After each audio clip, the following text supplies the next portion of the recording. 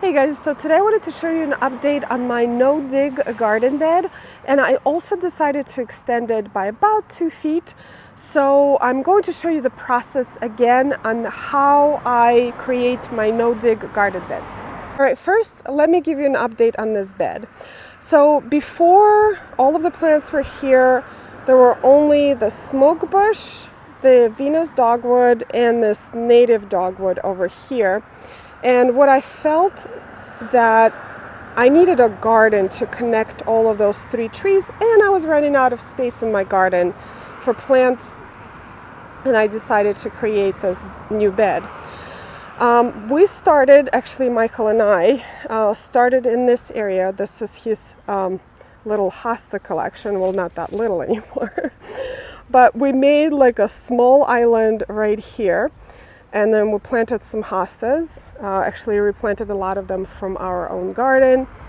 And then right over here where the smoke bush is, we made another island and planted some plants there.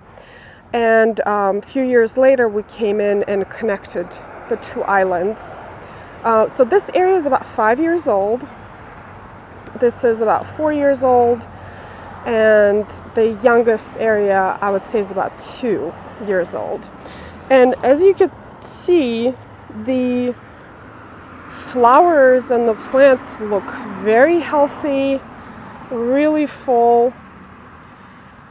And actually, you know what? Let me show you some of the plants. This rose right here, this is called Sentimental. I actually replanted it from somewhere else in the garden. It wasn't getting enough sun, and now it's much happier. The Amsonia, which is, as you guys know, my favorite plant in the world, looks amazing with the smoke bush right now in bloom. I have some irises blooming. Also this poppy right here, this is Royal Wedding Oriental Poppy. I started it from seed 2 years ago, and it's been blooming non-stop. You see it has buds too. So beautiful. This rose right here, which is Benjamin Britten, also replanted from another part of the garden. It actually outgrew its space. It's just starting to bloom. It's like covered in buds, but it's looking so much better right here. And then I have some hydrangeas, some grasses, and if you guys remember, all of this area is like covered in daffodils in the spring. So this is a wonderful succession, plant succession. And this garden bed looks beautiful all throughout the season. So what I'm going to do today is extend this bed right here. And I did plant this elderberry sunrise surprise last year with intention of extending it, but I never got to it last year, so I'm going to do it right now. Okay, so everyone does their no-dig garden beds differently, and really depends on your climate, what kind of vegetation you're trying to smother, but this is the way I do it. I use either newspaper, and I use about 5 to 7 layers of newspaper. This packing paper that comes with all the packages that I receive, or occasionally if I don't have either of those, I can use these lawn bags here. Now, I've seen a lot of people use cardboard, which you could totally do. Just make sure that you remove all of the plastic from it. The one study showed, or a couple of studies showed, that cardboard, when you put it on top of soil, actually prevents oxygen exchange. I don't know, I'm not a scientist. I don't know how that affects the soil, but once this breaks down, it doesn't really matter. And I have seen a lot of people who have tougher grass that they have to deal with, like St. Augustine or buffalo grass.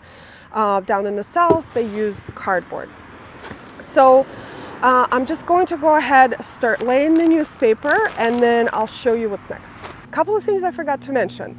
The first thing is I use white rope to outline my new garden bed. And I love using my white rope. I actually take it to some of my projects to show my clients the new bed lines. and it is great. I know some people use hoses, some people use spray paint, but white rope is so much more flexible than a hose. It is very visible and it's reusable. And if it gets dirty, you can just wash it and reuse it again. And another thing that is very helpful is to mow your grass before you start your no-dig bed. As I'm laying this newspaper down, I'm going to tell you about my journey to the no-dig gardening. And I used to dig and double dig my beds just like everyone else when I was creating my garden beds. And I was always wondering, is there a better way? So I started reading a lot of books on organic gardening, and I found out that there's such thing as no-till, no-dig method. And basically this is what I'm doing right now.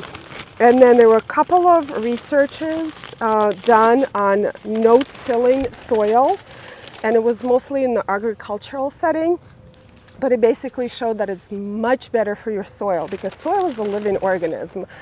And when you slice it up and cut it up, you destroy the ecosystem of it.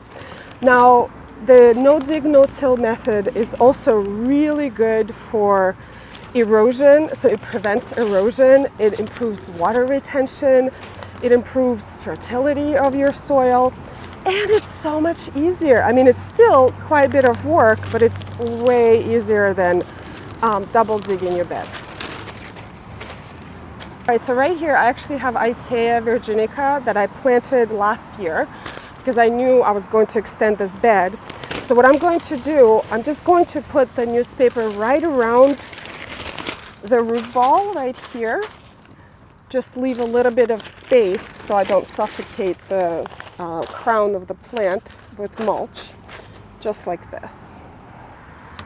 All right, so the next step is to spread compost on top of the newspaper.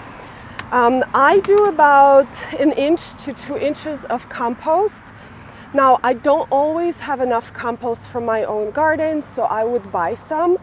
Or if I don't have compost, I can just go straight to mulch and maybe compost later.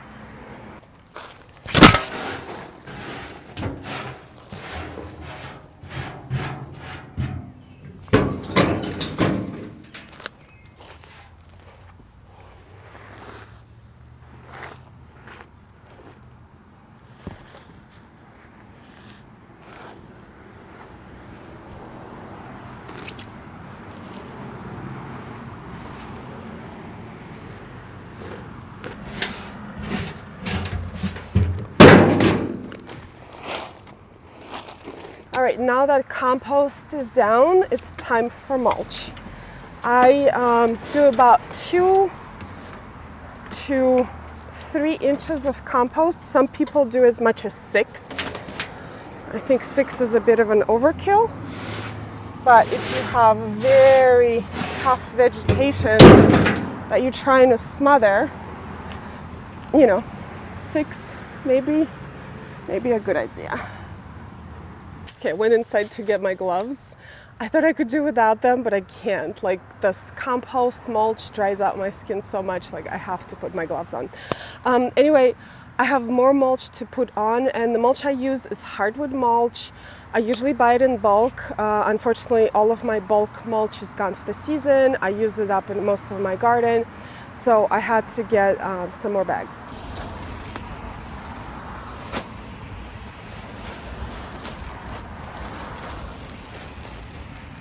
The bed is done. The next 2 steps are to remove the rope and to water it.